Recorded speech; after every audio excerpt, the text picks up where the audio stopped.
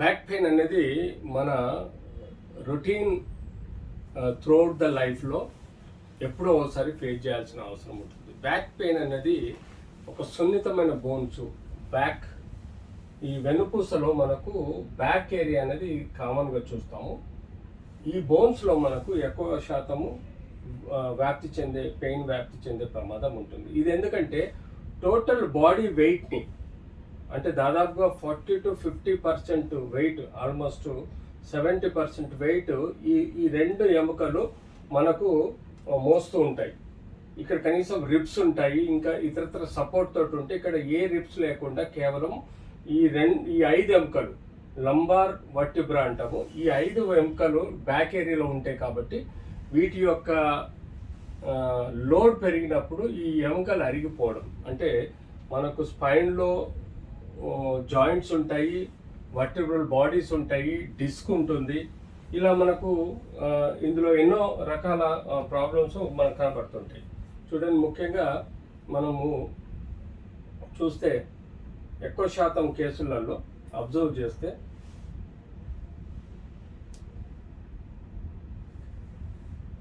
Obesity, why it is related to back pain. ఎప్పుడైతే మనము ఇద్దరు కూర్చునే మోటార్ సైకిల్ మీద ముగ్గురు కూర్చుంటే దాని యొక్క వెయిట్, అంటే అది మోసే బరువు 120 కిలోలు అయితే ముగ్గురు కూర్చుంటే 250 కిలోలు అయినప్పుడు ఎలాగైతే బేరింగ్ మీద ఒత్తిడి పడి బేరింగ్ అరిగిపోతుందో, అలాగే దీనిలో మనకు ఎక్కువ శాతము ఒబేసిటీలో, సపోజ్ బటక్ ఫ్యాట్ కానీ స్టమక్ ఫ్యాట్ కానీ మనకు యూజువల్గా ఆన్ అండ్ యావరేజ్ హైట్ తోటి 60 కిలోలు తీసుకుంటే, ఇది సపోజ్ 80 to 90 kgs 100 kgs ఉన్నప్పుడు సున్నితమైన ఈ బోన్స్ ఏవైతే ఉంటాయో వెన్నుపూసలో, నడుంలో, ఇవి దెబ్బతినే ఆస్కారం ఉంటుంది.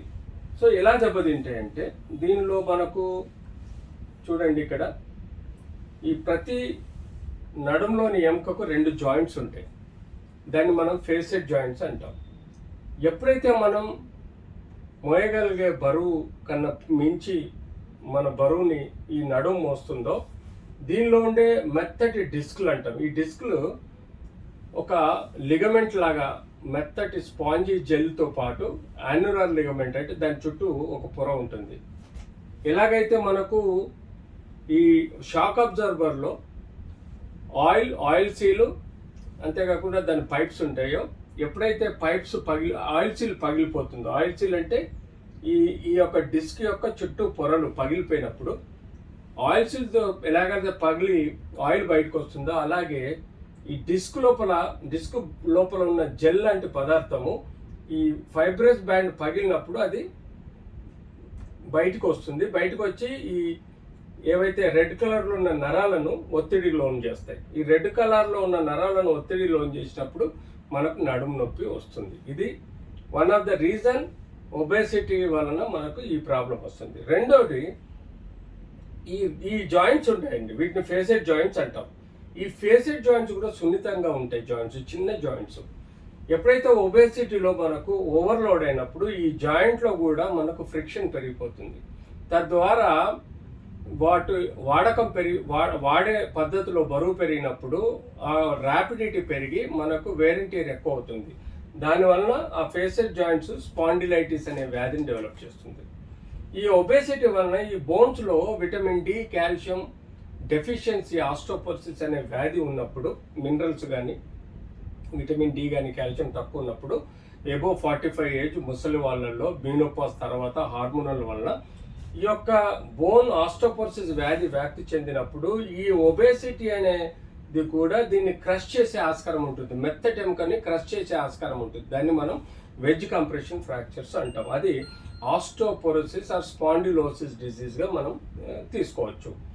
మూడోది, మనకు ఈ జాయింట్స్లలో ఎప్పుడైతే డ్యామేజ్ అవుతుందో ఈ ఒబేసిటీ వలన ఈ ఎముక ఒకదానికొకటి పట్టుపోయి ఒక ఎముక ముందటికి ఒక ఎముక వెనుకకు పోయే ఆస్కారం ఉంటుంది. దాన్ని స్పాండిలోలిసిస్ అంటాము. సో అలాంటిది ఈ అబ్డామినల్ ఫ్యాట్ ఎక్కువ ఉన్నప్పుడు కూడా మనకు ఈ యొక్క ఎముకని ముందు దోసే ఆస్కారం ఉంటుంది. తద్వారా ఇక్కడ మనకు బోన్కు మధ్యలో సబ్లక్జేషన్ కానీ డిస్లొకేషన్ లాంటి డిస్ప్లేస్మెంట్ రావడాన్ని మనం స్పాండిలోలిసిస్ అంటాం. సో మనకు స్పాండిలోలిసిస్, స్పాండిలైటిస్ ఈ మేజర్ కారణాలతో పాటు డిస్క్ ప్రొలాప్స్ అండి. అంతేకాకుండా వెజ్ కంప్రెషన్ ఫ్రాక్చర్స్ రావచ్చు. అంతేకాకుండా మనకు జనరలైజ్డ్ బాడీ డయాబెటీస్ కంట్రోల్ రాకపోవచ్చు, హైపర్ టెన్షన్ కంట్రోల్ రాకపోవచ్చు, సిస్టమిక్ ప్రాబ్లం రావచ్చు, అబ్డామినల్ ప్రాబ్లమ్స్ రావచ్చు. So obesity is the main reason for various diseases. అందులో ముఖ్యంగా వెన్నుపూసలో ఇలాంటి కష్టాలు ఎక్కువ వచ్చే ప్రమాదం ఉంటుంది. సో టు అవాయిడ్ దిస్ మనం రెగ్యులర్గా మన యొక్క బాడీలో ఉండే రక్త పరీక్షలు అంటే బోన్ డెన్సిటోమెట్రీ అండ్ రక్త పరీక్షలో vitamin D, calcium and minerals and B12 రెగ్యులర్గా సంవత్సరానికి ఒకసారి రక్త పరీక్షలు చేయించుకోవాలి. సో దాంతోపాటు బోన్ డెన్సిటోమెట్రీ అని చెప్పేసి మన బాడీ స్పైన్ కానీ ఫుట్ కానీ ఇతరత్ర పార్ట్స్ని మనం ఎగ్జామిన్ చేస్తే మనకు ఆస్ట్రోపీనియా అంటే బోన్ క్వాలిటీ తక్కువ ఉంటే దానికి తగ్గట్టుగా మనము ఆ పర్సంటేజ్కి తగ్గట్టుగా మనం మెడిసిన్స్ ఇవ్వాల్సిన అవసరం ఉంటుంది. సో ఈ టెస్ట్లు మోస్ట్ ఇంపార్టెంట్. ప్లస్ ఎక్స్రేస్ ఎక్కడైతే నొప్పి ఉంటుందో అక్కడ ఏం జరిగిందని చూడడానికి ఎక్స్రే కానీ, సిటీ స్కాన్ కానీ, MRI తీసుకొని తద్వారా నడుము నొప్పి కారణం కూడా తెలుసుకోవాలి. సో మనం యూజువల్గా డిస్క్ ప్రొలాప్స్ ఉంటే అది స్టేజ్ 1, 2, 3, 4లో స్టేజ్ 1, 2, 3లోనూ మనము బ్యాక్ బెల్ట్ ఇవ్వడము, మెడిసిన్స్ ఇవ్వడం, ఫిజియోథెరపీ చేయించడం, జాగ్రత్తలు పడడం తద్వారా చేయొచ్చు. స్టేజ్ 2, 3లో కూడా నడుము కావాల్సిన ఇంజెక్షన్స్ ఇవ్వచ్చు, బ్రేసెస్ ఇవ్వచ్చు, ఫర్దర్ కేర్ తీసుకోవడానికి మనం చెప్పడం జరుగుతుంది. ఎప్పుడైతే స్టేజ్ 3, 4 దాటుతుందో తప్పనిసరి పరిస్థితుల్లో ఈ డిస్కెక్టమీ అంటే ఏదైతే డిస్క్ బయటకు వచ్చి నరాన్ని నొక్కుతుందో ఆ డిస్క్ని మొత్తం క్లీన్ చేసేసి ఆ నరాన్ని ఫ్రీ చేయడం అనేది డిస్కెక్టమీ అంటుంది. దానిలో కూడా లేజర్ సిస్టమ్ ఉంటుంది, మైక్రోస్కోపిక్ సర్జరీ ఉంటుంది, ఓపెన్ సర్జరీస్ ఉంటాయి.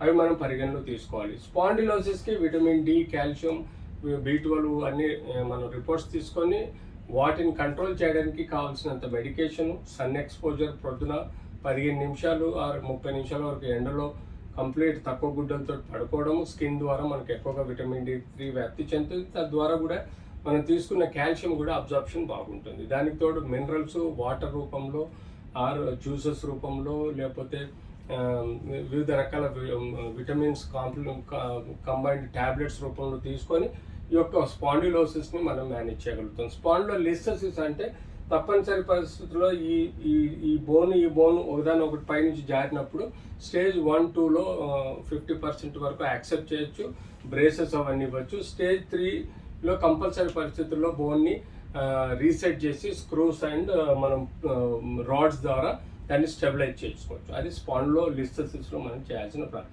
సో స్పాండిలైటిస్ ఏదైతే ఉందో జాయింట్ డ్యామేజ్ అవుతుంది. దానికి మనం మెడిసిన్స్ రూపంలో, బ్రేసెస్ రూపంలో లేకపోతే అక్కడ డైరెక్ట్ ఇంజెక్షన్స్ ఇచ్చి ఆ ఫ్రిక్షన్ని కంట్రోల్ చేసే విధంగా మనం ఫేసెస్ జాయింట్స్కి ప్రాపర్ కేర్ తీసుకుంటే ఈ ప్రాబ్లం సాల్వ్ అవుతుంది. సో ఒబేసిటీ చాలా అనర్థాలకు దారితీస్తుంది. ఆ ఒబేసిటీని మనం కంట్రోల్ చేసుకోవాలంటే మనం తప్పనిసరి పరిస్థితుల్లో ఒబేసిటీని కంట్రోల్ చేసుకోవడానికి కార్బోహైడ్రేట్ తక్కువ తినండి, అంటే రైస్, రోటీ ఈ ఐటమ్స్ అన్ని తక్కువ తినండి, ఫ్యాట్ సరిపోయినంత తినండి, ప్రోటీన్ ఎక్కువ తీసుకోండి. ప్రోటీన్ ఎందులో ఉంటుంది మీకు ఆకుకూరలో, కూరగాయలలో, పాలల్లో, లిక్విడ్ డైట్లో, సలాడ్స్లలో, వీటి కామన్గా మీరు మటన్, చికెన్ వాటిలలో కూడా బాగా ఉంటుంది.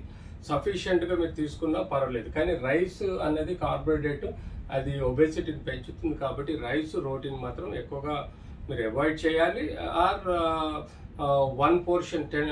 10% of portion of roti rice తీసుకుంటే 90% పోర్షన్ ఆఫ్ వెజిటేబుల్స్, ఆకుకూరలు, కూరగాయలు, ఈవెన్ నాన్ వెజిటేరియన్ కూడా తీసుకోవచ్చు. తద్వారా ప్రోటీన్ డైట్ ద్వారా మీకు ఒబేసిటీ రాదు. రెగ్యులర్గా ఎక్సర్సైజ్ చేయాలి. మానసికంగా ఉండకుండా స్పిరిచువల్, మెడిటేషన్, యోగా చేయండి. రోజు మార్నింగ్ చేసి ఎక్సర్సైజ్ చేయండి. తద్వారా మీకు ఈ ఒబేసిటీ అయ్యే కంట్రోల్ చాలా బాగుంటుంది. తద్వారా ఈ నడుము మీద నొప్పి రాకుండా కూడా మనం కాపాడుకోవచ్చు. ఓకే.